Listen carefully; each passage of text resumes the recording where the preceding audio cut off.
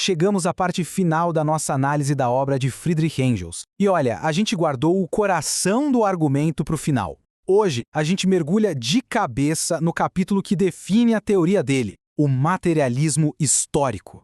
A ideia aqui é entender como, na visão de Engels, a economia não é só uma parte da sociedade, ela é o motor que move a história. Então, qual vai ser nosso caminho? A gente vai seguir o raciocínio do Engels passo a passo. Primeiro, a base de tudo, a economia. Depois, a gente entra na contradição que ele enxergava no coração do capitalismo e como isso leva a crises. E para fechar, vamos ver qual seria a solução proposta e a visão dele de, bom, um salto para um novo tipo de liberdade. Ok, vamos lá. Para começar, a gente precisa entender o pilar que sustenta toda a argumentação do Engels. A ideia é a seguinte: se a gente quer de fato entender por que a sociedade é como é, ou por que ela muda, talvez o lugar para procurar não seja nas grandes ideias, mas em algo, digamos, bem mais pé no chão. E esse pé no chão é a economia. Segundo Engels, as grandes viradas da história, as revoluções, as grandes transformações sociais, elas não começam na mente de um gênio ou num debate sobre o que é justo. Nada disso. Ele argumenta que a raiz de tudo está na forma como a gente produz e troca mercadorias. As verdadeiras causas das mudanças, para ele, estão ali, na economia, e não flutuando no mundo das ideias. Beleza, entendida a premissa, agora a gente vai usar essa lente de análise, a do materialismo, para olhar direto para o capitalismo. E o que Engels vai dizer é que o sistema capitalista, desde o seu nascimento, já carregava dentro de si a semente de um conflito que, para ele, era praticamente inevitável. Ele faz uma retrospectiva bem clara. Pensa lá na Idade Média. A produção era basicamente individual. Era o artesão, com as ferramentas dele, na oficina dele. Mas isso foi mudando. Primeiro veio a cooperação simples, depois a manufatura, até que, bum! Chegamos na grande indústria. De repente, não é mais um artesão. São milhares de trabalhadores juntos em fábricas enormes. E essa mudança não é só de escala, ela é fundamental. Pensa num carro, num celular ou até numa simples camisa que sai de uma fábrica moderna. Ninguém mais pode apontar e dizer: fui eu que fiz isso, esse produto é meu. Não dá mais. O produto se tornou o resultado do esforço de um coletivo. A produção, na sua essência, virou um ato social. E é aqui que, para Engels, mora o problema. É a grande contradição. A produção se tornou social, um trabalho coletivo, mas quem fica com o produto final? A apropriação continuou sendo individual. Todo o resultado do esforço de dezenas, centenas de pessoas acaba nas mãos de uma só pessoa, o capitalista, que é o dono dos meios de produção, da fábrica, das máquinas. E segundo a análise dele, essa contradição não fica só no papel, não é uma coisa teórica. Ela se materializa na sociedade como um conflito real, um antagonismo entre duas classes. De um lado, a burguesia, os donos dos meios de produção. Do outro, o proletariado, a galera que só tem uma coisa para vender no mercado, a sua própria força de trabalho. Ok, agora vamos dar um passo adiante. Como é que essa tensão se manifesta na economia como um todo? Bom, Engels vai argumentar que essa contradição fundamental não gera paz. Pelo contrário, ela cria uma instabilidade constante. Um ciclo de altos e baixos, de crises que parecem não ter fim. E aqui tem um paradoxo muito interessante que ele aponta. Pensa comigo. Dentro de uma fábrica, cada parafuso, cada segundo é planejado. É uma organização super rigorosa para buscar a máxima eficiência, certo? Agora olha para a sociedade como um todo. Fora dos portões da fábrica, o que reina é a anarquia da produção. Cada empresa produz por si, competindo com as outras, sem ter a menor ideia da demanda real, movida só pela busca do lucro. E essa anarquia, para Engels, leva a um ciclo que a gente conhece bem. As indústrias se expandem loucamente, produzem, até que o mercado não aguenta mais. Fica tudo saturado. As vendas despencam e aí vem a crise. Comércio para, fábricas fecham, gente é demitida. E o mais irônico é que a crise não vem porque falta coisa, mas porque tem coisa demais. É uma crise de superprodução. Engels até usa um termo do filósofo Fourier para descrever isso, uma crise pletórica. Ou seja, uma crise que nasce do excesso, da própria abundância.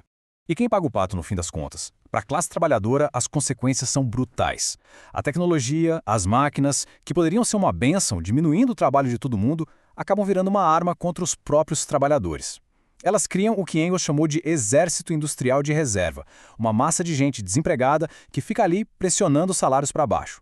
É um sistema perverso onde o fato de uns trabalharem demais é justamente o que causa a falta de trabalho para outros.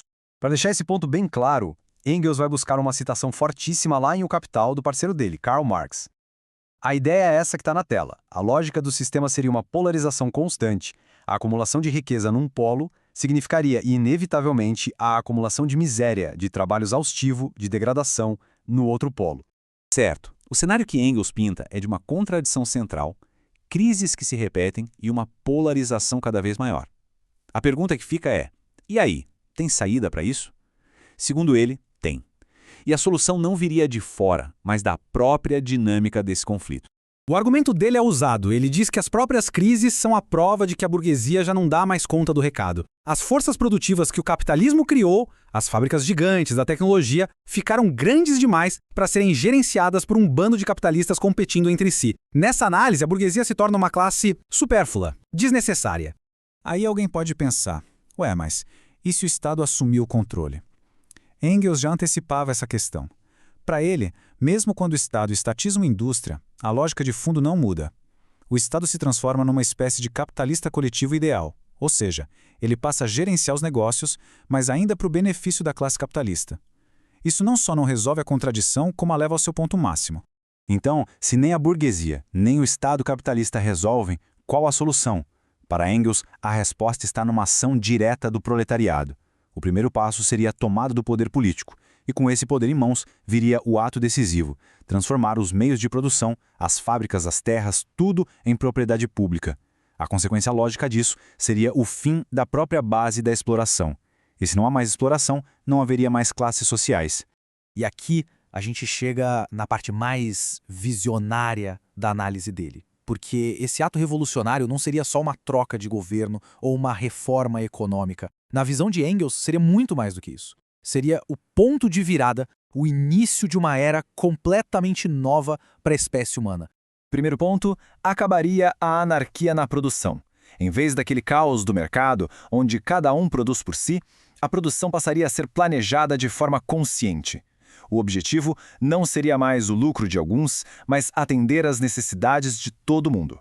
Segundo, com isso cessaria também o que ele chama de luta pela existência individual. Sabe aquela competição de um contra todos, meio darwinista pela sobrevivência? Isso chegaria ao fim. A ideia é que a existência material estaria garantida, liberando as pessoas de ter que lutar o tempo todo pelo básico. E o terceiro ponto, talvez o mais profundo. Pela primeira vez na história, a humanidade deixaria de ser um joguete de forças econômicas que ninguém entende ou controla. As pessoas passariam a ser, de fato, as senhoras do seu próprio destino social, capazes de planejar e direcionar conscientemente o rumo da sociedade. E o Estado? O que aconteceria com ele?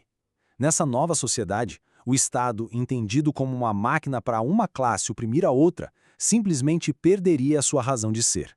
Veja bem, a ideia não é que ele seria abolido num decreto, mas que ele iria se extinguir naturalmente. O governo sobre pessoas daria lugar a algo diferente, a administração das coisas, a gestão da produção. E tudo isso culmina na famosa frase que resume toda essa visão de futuro. É o salto da humanidade do reino da necessidade para o reino da liberdade. Ou seja, a passagem de um mundo onde somos controlados pela necessidade e por leis econômicas que não dominamos, para um mundo onde a gente finalmente toma as rédeas e se torna livre para construir o nosso próprio futuro. Então, para fechar o raciocínio dele, a gente chega a essa questão. Essa transformação toda não seria um mero acaso ou um sonho distante. Na análise de Engels, ela é uma tarefa concreta, uma missão histórica que caberia a uma classe social muito específica, o proletariado moderno. Uma classe que, segundo ele, foi criada e moldada pelas próprias contradições do capitalismo, para ser o agente histórico desse grande salto da necessidade para a liberdade.